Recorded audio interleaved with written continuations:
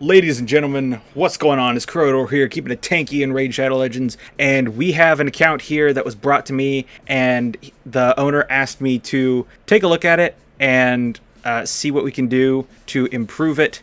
He wants me to mess around with Vitreous, but before we can even get to that point, I've got to be able to build him out in some good gear, so that way we know what he's capable of, and that is going to require me getting some silver.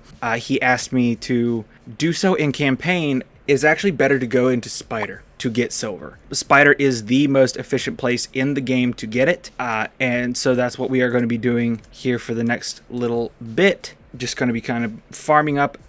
Hopefully we can get to around 1 million silver within a decent amount of time. I'm going to be kind of talking through my processes as we go through this little endeavor here. Yeah, for this video, I'm gonna farm up enough silver to re-gear Vitreous. Gonna go over his kit, and then we are going to test him out in the arena. Listen up, guys. You can get Elenaril for free, as well as Fayne, Uugo, and Tagoar as you level up. Just click my link in the description. Here's the steps to go about getting yours. Log out of Plarium Play on PC and uninstall. This will not work on mobile unless you are downloading it for the first time. Click the link in the description and register with a brand new email. Launch Raid and complete the tutorial. Go to your inbox and claim your first champ. Don't miss out on your chance to get Elenaril for free, as well as 3 free epics. Just click my link in the description and enjoy this wonderful start to Raid.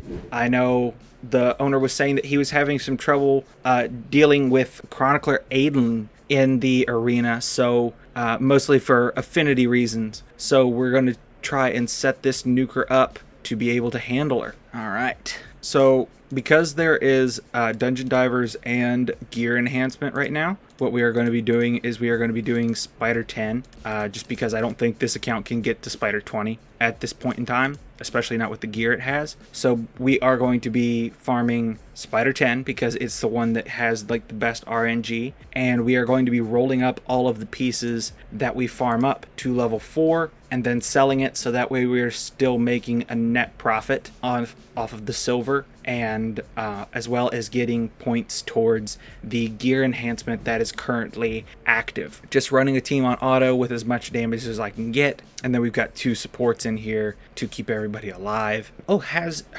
Sil of the Drakes in Relentless. That's good. That's something that I had been meaning to play around with on my own account and hadn't yet. Might be faster to swap out Udex for Geomancer. I know there's a Geomancer on this account, and with his turn meter manipulation it might be a little bit quicker, as well as his weaken. So after this run we'll try making that swap. But yeah, so one thing I noticed right off the bat with this account, you're not crit capping your damage dealers. You're focusing on getting crit damage gloves on them, and I get that because you want them to hit hard, but if you don't have them crit cap, you're not going to benefit from any of that crit damage. So you want to make sure that you're getting the crit rate to 100% before you even think about worrying about the crit damage. So that's a tip that I will offer right out the bat, or right out the gate.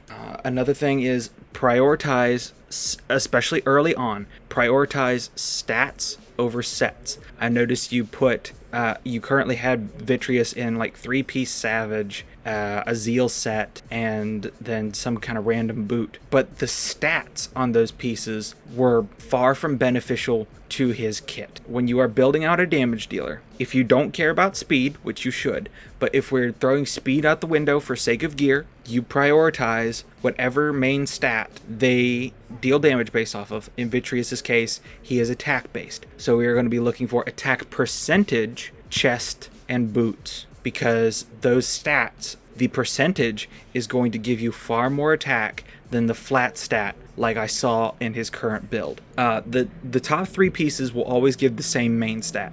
The weapon will give attack, the helmet will give HP, and the shield will give defense. That's a given. But then that's when you want to start paying attention to substat. You want speed, you want crit rate. Crit damage is a nice to have, and then if he needs it, accuracy. Crit damage is something that you will get as time goes on. Do not be worried about that right now. Damage dealers are designed to already do damage. They are just meant to do better damage with crit damage. So focus on getting them to do good damage consistently before you start trying to go for crazy damage. Now, I did notice that you have He-Man built in Instinct, which gives speed and ignore defense. That is great. That is a perfect set for damage dealers. However, if the stats aren't right for the build, it's worthless. So we're going to be taking a look at the stats on these builds once I have enough silver to afford to do so. But until that point, we're just kind of stuck doing what we're doing. Well, okay, first let's go ahead and go so that way I'm not wasting a bunch of time. What builds are we working with? Because I might just have to throw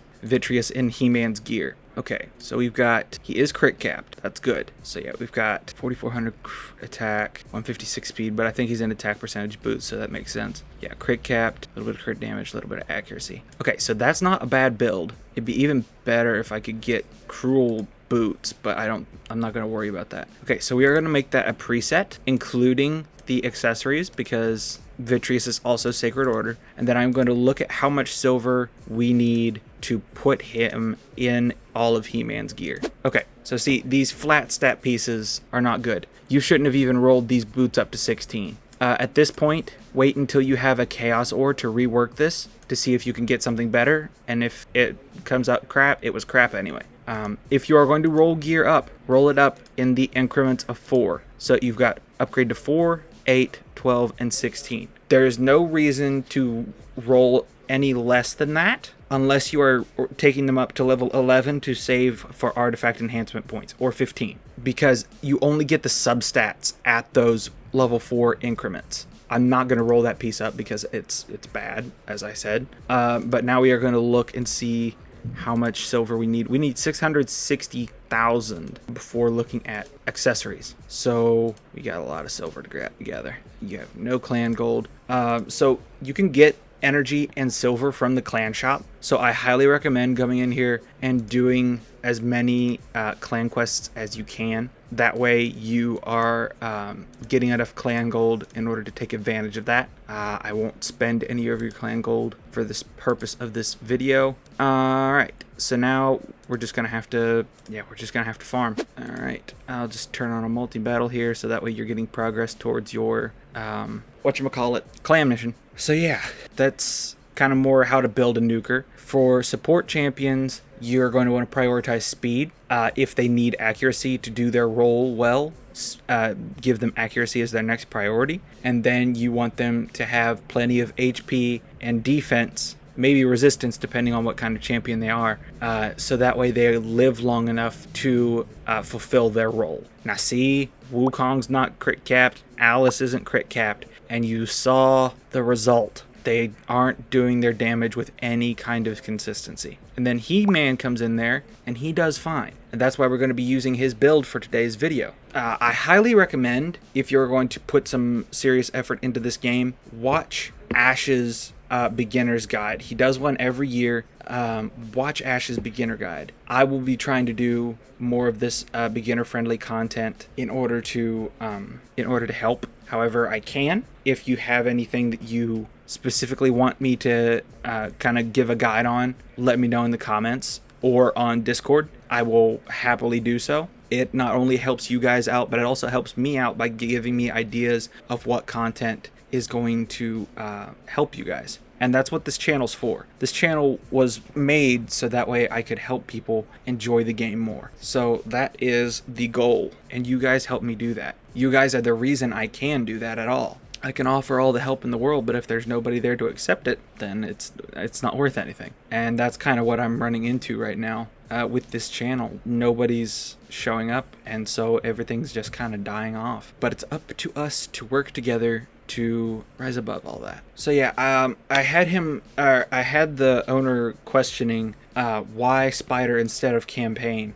Campaign is there to train your heroes. Spider is here to give you silver and accessories. Accessories are worth a lot of silver. That's why it's so good.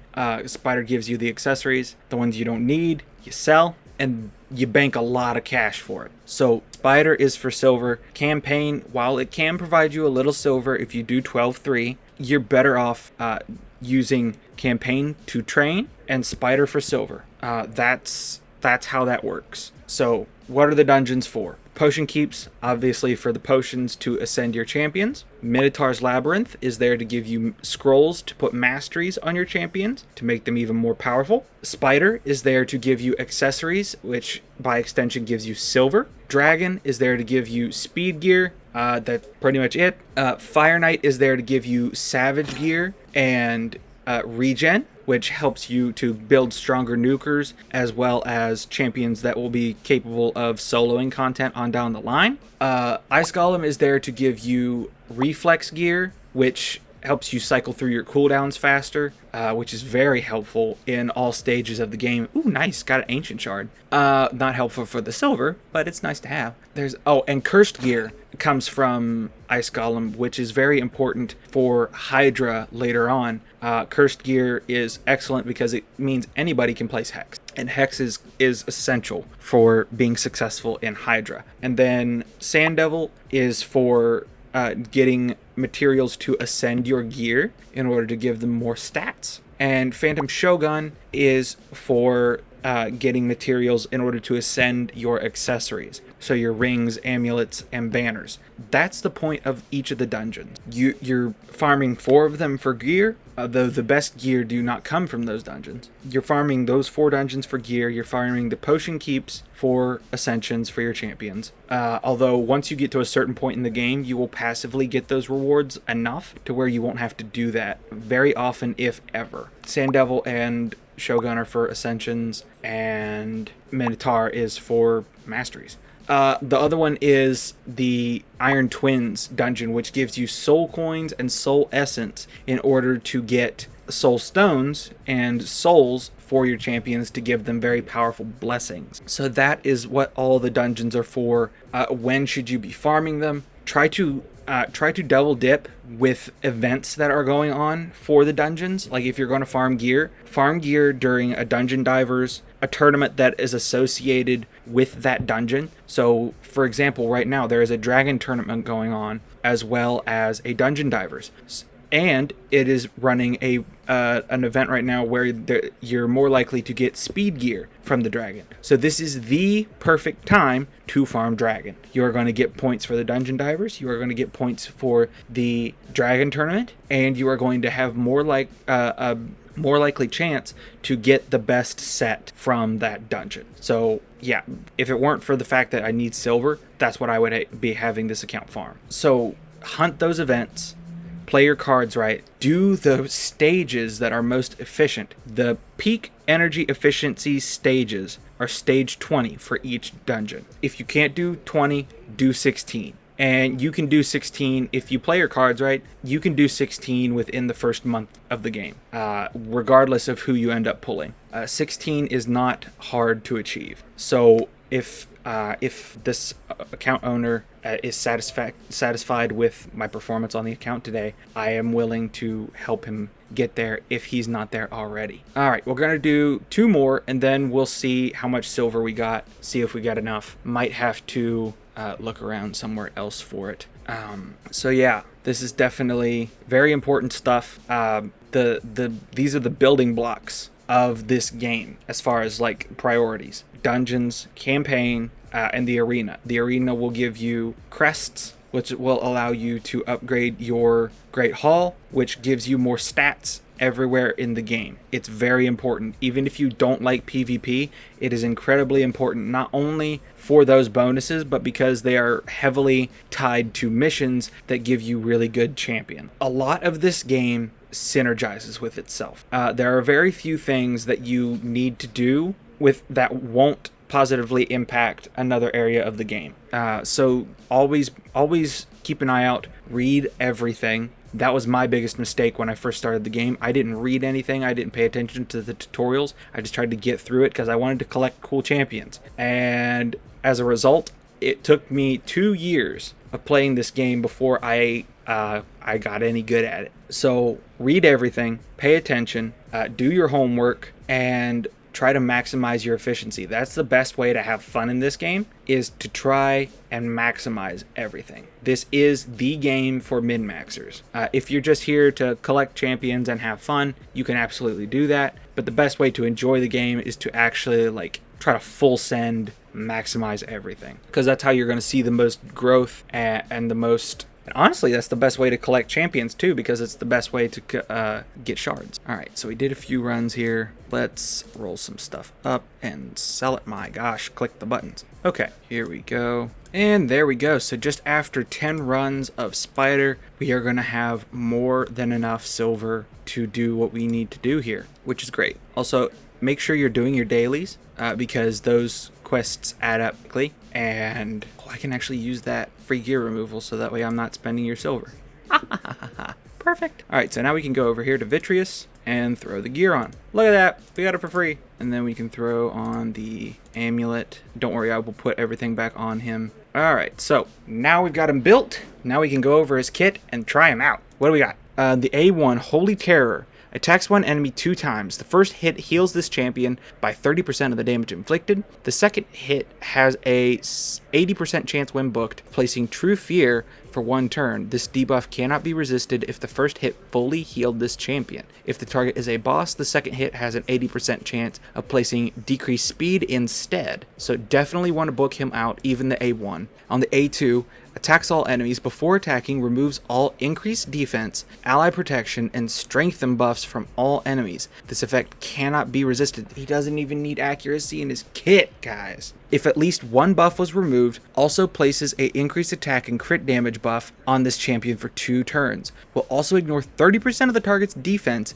boost this champion's turn meter by 30% for each alive enemy after the attack. Holy cow, that seems good. Alright, and then the A3, By My Hand. Attacks one enemy 2 times. Each hit ignores 30% of the target's defense and destroys the enemy's max HP by 25% of the damage inflicted. So you can even use this guy and scare him. That's awesome. Okay, so basically it's half as effective if it's against a boss. Oh no, it's more effective if it's against a boss. Cannot destroy a single enemy's max HP by more than 75%. If the target is a boss, destroys max HP equal to 35% of the damage dealt instead. Dang. If the target has any active skills on cooldown, both hits will ignore 50% of the target's defense. Instead, ignores shield, unkillable, and block damage. Wow, this guy could be really good. If he does any kind of damage, he's going to be good. All right, and then his passive, Inexorable. On a 4-turn cooldown, instantly resets the cooldown on one of this champion's random active skills whenever an enemy increases the cooldown of any of their skills. So he just blocks lockout on one of his skills, grants an extra turn if a skill's cooldown was reset. After granting an extra turn, places this skill on cooldown. Will also grant an extra turn if an ally, mastery, artifact set, or accessory decreases the cooldown of any of this champion's skills. Dude, build this guy. Keep him in the instinct if you want. At some point, get this guy in some impulse. Impulse will give him even more speed and give him a chance to reduce his own cooldowns. So this is going to be really cool. All right, so now we are in the arena. Let's try him out. So we are going to pull out He-Man for Vitreous. So that means we are going to be putting Udex in instead for the lead. And let's see what happens. Keep in mind, he is only at level 50, no blessing. So there is a lot of room to grow. All right, so he gets... Okay, so speed is clearly an issue. That's not good. All right, so let's lock out and decrease turn meter. Then Udex can revive him. Okay, so he doesn't do a ton of damage. That's surprising. All right, so let's try and stun. We did not. This is problematic, to say the least. Okay, so I might have jumped the gun here and too strong of an opponent. Okay, so let's try him again. 184. 184 should be good. We should be able to do a good test with that. Let's see what we can do on this one. So you definitely want to get your speeds up on this account because otherwise stuff like that happens. And arena will just never be accessible for you as long as your speeds are the way that they are. Arena means speed. All right.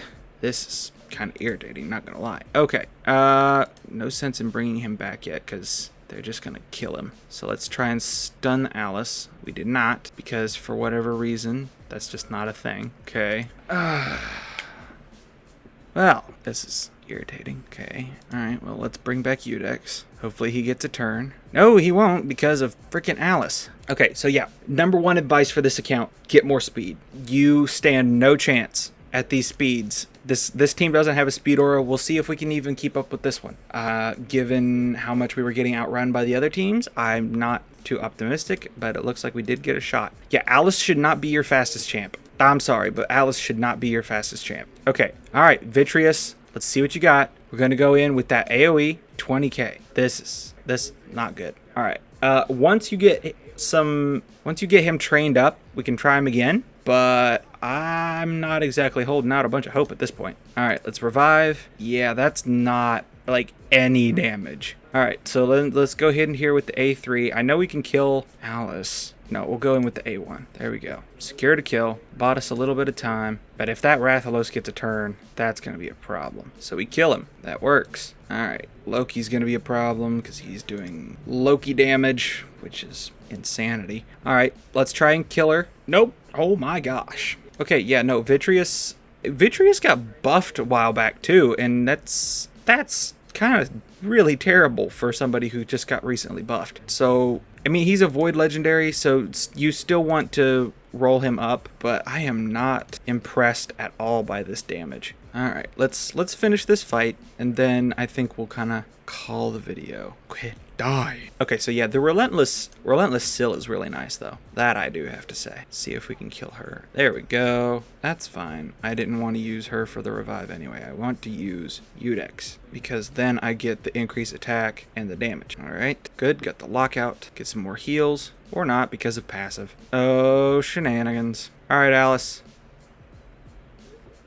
There we go. Okay. Oh, this one doesn't even have an aura. But we already saw his damage, and then with the UDK in there, no, I'm not doing that. All right, so yeah, work on your speeds. Work on using the dungeons for what they are intended. Work on getting your damage dealers crit capped. So don't worry about. Oh my gosh. Okay, so yeah. Oh my gosh. So with Alice, attack percentage, crit rate, speed, or attack percentage.